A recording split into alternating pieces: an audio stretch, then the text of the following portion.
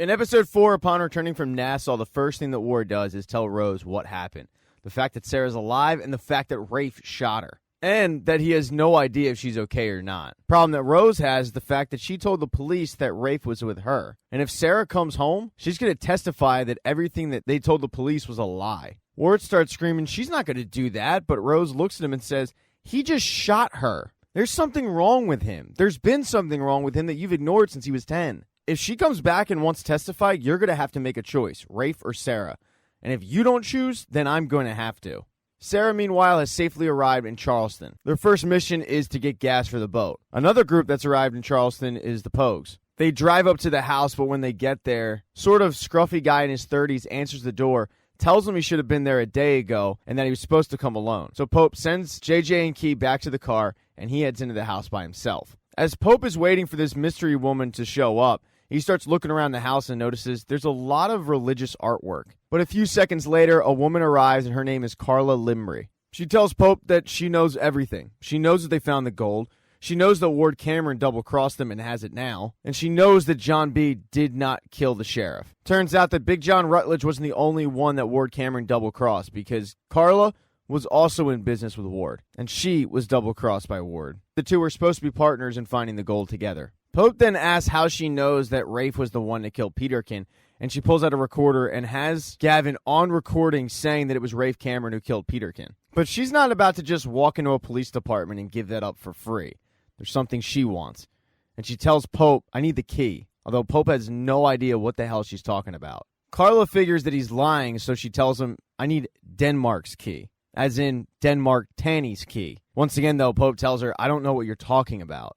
She then gets up and shows him a bunch of drawings of keys and says, do you recognize this? But Pope once again says, no. She then tells Pope that she wants to show him something outside, and it doesn't seem like Pope really has a choice. The Pogues see him being ushered out back, and it looks like Pope's in distress, so Key and JJ drive around back to try to find him. Pope gets taken to a graveyard right behind the house, and one of the graves there is Denmark Tanny. Carlo then tells him the true story of how Denmark died. Denmark freed himself, but he went to go free the rest of his family. He was able to free his sons, but his wife and daughter, he wasn't.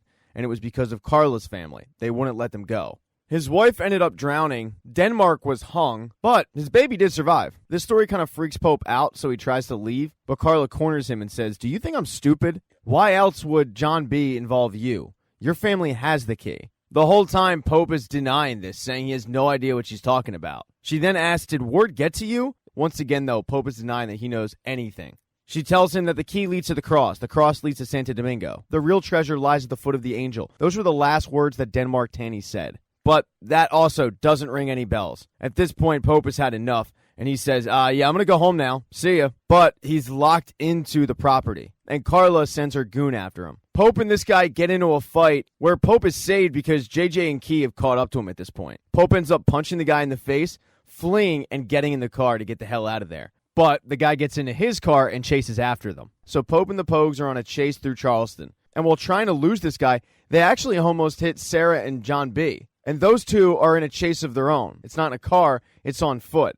They stole a guy's money to get the gas. The guy caught up to him. So every member of the Pogues is getting chased by somebody. Unfortunately for JJ, Key, and Pope, the truck that they're in ends up breaking down, and they also have to take it on foot. When they were almost hit, though, John B. and Sarah noticed that that was Pope's dad's truck. So they started trying to catch up to the group. In order to do so, John B. and Sarah ended up stealing a bike taxi. And it doesn't take long for them to catch JJ, Key, and Pope running out of an alley. And the reunion is beautiful, but they realize they're going to have to hug it out somewhere else because they have two groups on their ass. So everybody piles into this small little back seat, and they take off back to the boat. Limry's guy has to go back to the house and tell her that he wasn't able to catch Pope. And she figures the fact that Pope ran is proof that he has the key. So she tells him, well, if Pope doesn't want to give us what we want, then we're going to have to go take it. Because she is convinced that this key is in Pope's family.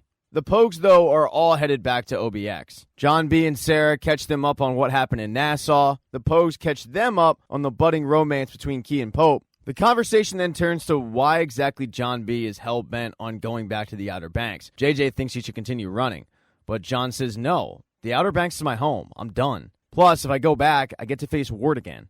So, it's settled. They're heading back. A few hours later, the boat arrives at John B's place, and both Key and Pope aren't exactly looking forward to heading back home, because they're going to get yelled at quite a bit. So JJ says, well, then we don't have to. No one knows we're here, and you guys aren't going to get in any more trouble if we show up 12 hours later, so let's party it up. JJ is quite convincing with this, so everybody agrees to throw a rager that night at John B's place. But in order to throw a rager, you need beer, so they head to the store and they get it. But as JJ and Key walk back to the boat, they get caught by Kels, who then notices that they're walking back to a boat that has John B and Sarah in it. So he races over to the country club to let Rafe know that his sister and John B are back in town. And Kels shows up just in the nick of time because Rafe is about to get into it with one of the bar patrons. But when Kels tells Rafe that he just saw his sister in town, Rafe knows it's true because he saw her in Nassau. Rafe also knows that he needs to take care of John B because it's only a matter of time before John B goes to the police and starts talking. So he heads over to Barry's place and says, I need a gun. Barry starts to kind of laugh him off on why he would need a gun, but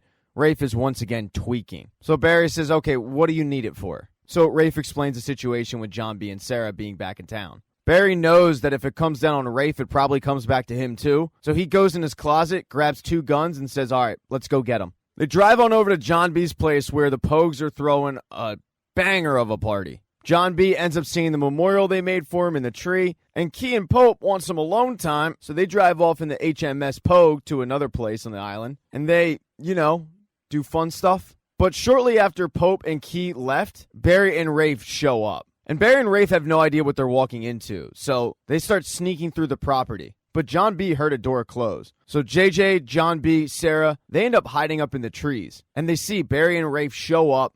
Barry running the house, looking all over the place for them, not finding anything, as Rafe stands outside, pacing in a circle, holding a gun. When Barry comes out of the house and says, there's nobody in there, Rafe gets more frustrated because he knows that they were just there. A fire was just put out. He then starts firing the gun into the makeshift memorial. Barry ends up getting him to stop, saying, dude, we're going to get caught. Let's get the hell out of here. And even though John B, Sarah, they weren't caught this time, they know they have an issue because they had no idea that anyone knew they were back. But clearly somebody does. So when Key and Pope drive back the next morning, JJ comes running down saying, don't tie up. We're getting the hell out of here. Rafe knows we're here, so we have to leave ASAP. They head to a deserted island in the Outer Banks and start talking about what they're going to do. JJ continuing to say that they just should have headed south. And that's when Sarah says, with me back, my dad's going to have to choose between me and Rafe.